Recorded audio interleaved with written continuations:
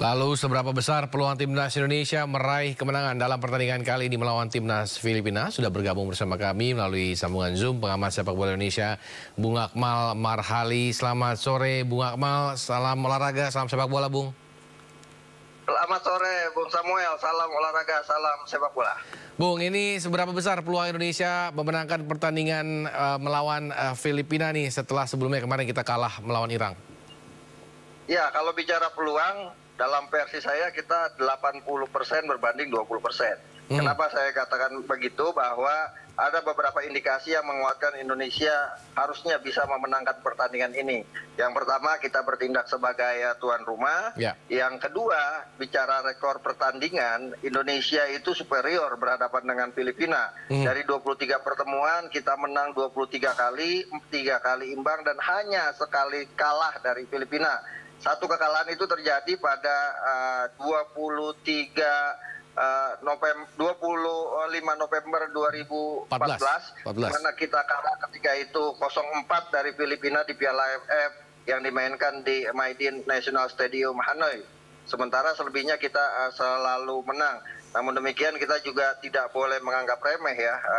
Kita lihat bagaimana Filipina sekarang berkembang sangat pesat. Setelah mereka pada 2010 untuk pertama kali tampil di semifinal Piala AFF, selanjutnya mereka menjadi salah satu kekuatan sepak bola di ASEAN. Bahkan rankingnya pernah di atas Indonesia. Nah, bicara sekarang Filipina yang sekarang dengan Filipina yang main di leg pertama ketika kita tadi bangsa satu di Filipina, ini sudah jauh berbeda. Yang pertama, pelatihnya sudah berubah ya, di mana sebelumnya dilatih oleh Michael Weiss, sekarang dilatih oleh Tom Saintfiet, mantan pelatih Gambia yang mencetak rekor untuk pertama kali Gambia lolos ke putaran final Piala Afrika dan bahkan sampai perempat final Piala Afrika.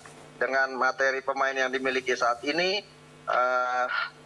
saya melihat Filipina menjadi salah satu ancaman ya, apalagi ketika melawan Vietnam kemarin, mereka tampil luar biasa, hampir saja Vietnam tidak bisa menang, namun akhirnya di menit-menit terakhir bisa mencetak gol. Ini Filipina ini tim multi negara ya, karena pemain-pemainnya banyak berasal di sejumlah negeri, ada di Kanada, dari Spanyol, dari Italia, dari Finlandia, dari Swedia dan Norwegia. Sementara kalau kita lihat mereka adalah kolonial Inggris. Nah, Indonesia ini kalau dari materi yang ada diaspora kita, pasca Jordi Amat harus absen karena akumulasi kartu merah, hukuman kartu merah, maka kita rata-rata diperkuat oleh pemain berdarah Belanda. Jadi ini sebenarnya miniatur Piala Eropa 2024 Belanda melawan Inggris.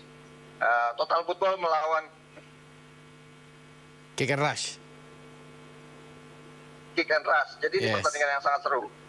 Baik, tapi Bung, dengan komposisi pemain yang memang kita tadi Bung bilang rata-rata Filipina juga banyak pemain naturalisasi ataupun keturunan seperti itu. Apakah kita sendiri bisa mengimbangi dari segi fisiknya? Karena memang biasanya kita selama ini kalah fisik melawan tim dari luar biasanya, Bung Akmal. Ya, kalau bicara fisik kan kemarin adalah salah analisa ketika kita bermain melawan Irak, memindahkan pertandingan dari malam ke sore hari. Dengan harapan Irak, negara Timur Tengah itu biasanya ba'da asar atau setelah asar itu waktunya leyeh-leyeh, malas-malas untuk bekerja gitu. Sementara Sintayong lupa bahwa mayoritas pemain yang diturunkan itu rata-rata main di Eropa, sehingga butuh aklimatisasi cuaca juga. Dan pada akhirnya Irak tahu bahwa mereka akan dijebak main di sore hari untuk kemudian dikuras fisiknya dengan cuaca yang panas di Indonesia. Mereka tidak bermain menekan, hanya bermain dengan zona marking, kemudian menunggu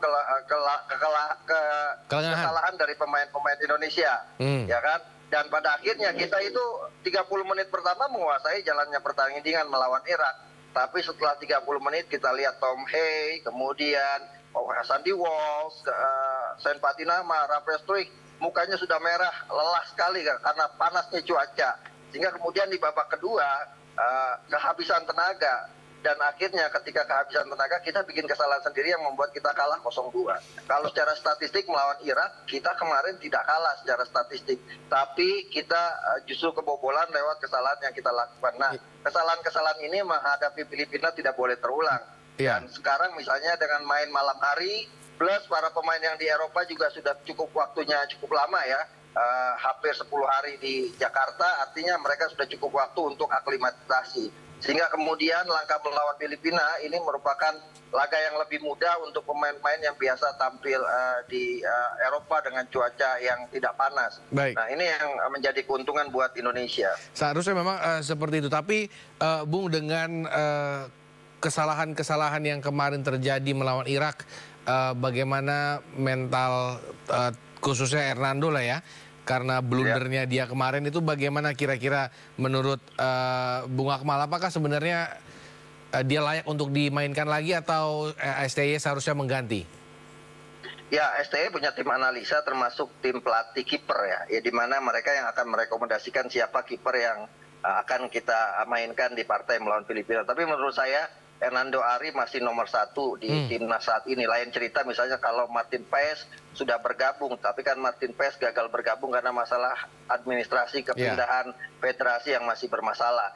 Nah, sejauh ini ya Hernando masih yang terbaik. Kalau kemudian kemarin dia bikin blunder yang akhirnya berbuah gol, setiap kiper dimanapun, kiper-kiper top juga melakukan kesalahan dan blunder. Dan saya pikir mental Hernando cukup bagus ya, walaupun ya biasa tradisi orang Indonesia, netizen kita ketika pemain melawan kesalahan langsung melakukan persekusi dan bullying yang luar biasa. Tapi saya yakin Hernando akan kembali tampil percaya diri, apalagi di lini belakang misalnya akan main 2 pemain yang kemarin absen waktu melawan Irak ya. Ada Jay Inces yang akan menggantikan posisi Jordi Amat, dan juga kita akan menantikan debut Calvin Verdong, pemain posisi bek kiri yang punya pengalaman, punya kematangan, dan punya kelebihan salah satunya tendangan-tendangan bebasnya yang akurat.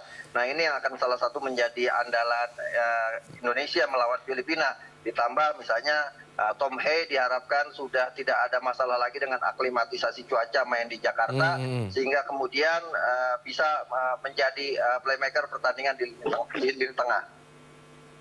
Baik, tapi Verdong yang kalau memang dimainkan, apakah sudah terbiasa dengan cara permainan kawan-kawan dari timnas senior menurut Bung Akmal?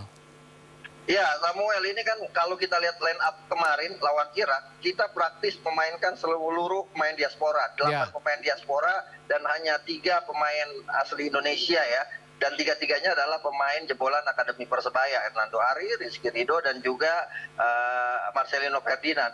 Jadi kalau untuk adaptasi, saya pikir mereka adalah pemain-pemain profesional, mereka tidak butuh waktu lama untuk melakukan adaptasi, apalagi mayoritas pemain yang akan diturunkan adalah mereka yang selama ini bermain di Belanda dengan misalnya ya, kalau belum bisa bahasa Indonesia, mereka bisa berkomunikasi dengan mudah karena rata-rata semua berbahasa Belanda.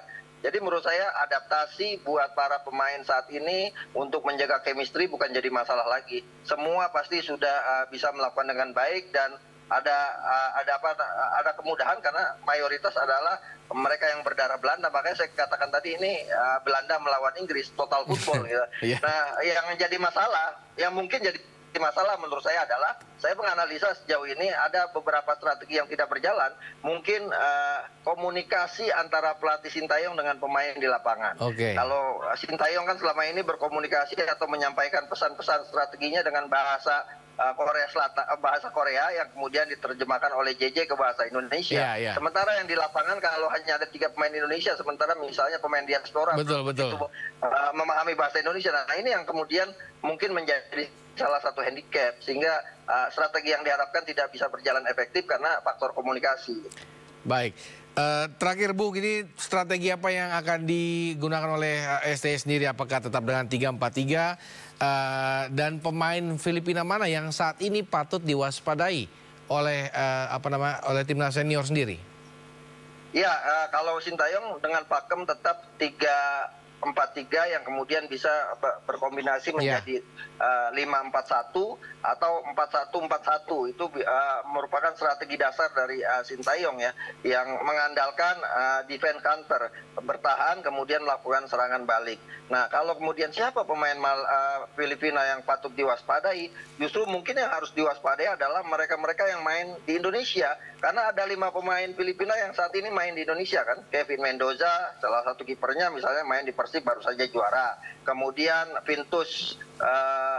Anthony Pintus di kiper PSS Sleman juga disertakan. Ada juga Simon Ligbo yang main di Persik Kediri, ada juga Christian Rontine yang main di Persita, dan OJ Portiera yang bermain di Dewa United. Artinya informasi yang diberikan 5 pemain Filipina kepada pelatih Tom Sainfit ini akan sangat berguna sekali untuk menelaah sejauh mana kelemahan-kelemahan Indonesia yang akan dieksploitasi.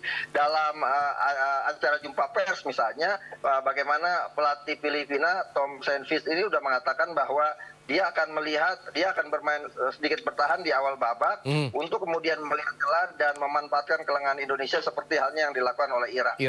Filipina ini sangat optimis sekali bisa memenangkan pertandingan di malam hari ini gitu kan. Nah, ini yang perlu diantisipasi oleh para pemain kita dengan rekor yang luar biasa, dengan materi pemain yang luar biasa, dengan market value pemain yang tinggi, kemudian juga dengan ranking FIFA yang di atas Filipina. Yang kita harapkan adalah jangan overconfidence. Karena kalau overconfidence ini akan sangat berbahaya. Dan itu yang menjadi PR. Jadi menurut saya adalah bagaimana pemain masuk ke lapangan dengan kepercayaan diri tinggi dan tidak menganggap remeh Filipina. Meskipun secara rekor pertemuan mereka tidak ada apa-apanya dibanding Indonesia. Baik. Padahal sebenarnya Filipina pun tidak bisa lolos karena memang sudah jadi jurung kunci seperti itu ya, Bung Akmal ya. Betul, tapi kan ini gengsi ASEAN. Gitu. Ya, ada 3 tim ASEAN di sini, ada Filipina, Indonesia dan juga Vietnam. Jadi kita tidak bisa berharap Irak untuk mengalahkan Vietnam. Harapan kita satu-satunya adalah kita memenangkan pertandingan ini, karena dengan kemenangan apapun hasil antara Irak melawan Vietnam itu tidak akan berpengaruh. Tapi kalau kemudian kita gagal meraih kemenangan, ini akan sangat berbahaya. Bukan mustahil misalnya Vietnam mengalahkan Irak, melawan Irak gitu kan. Betul. Ini yang kemudian harus diantisipasi. Artinya para pemain harus bermain sabar gitu.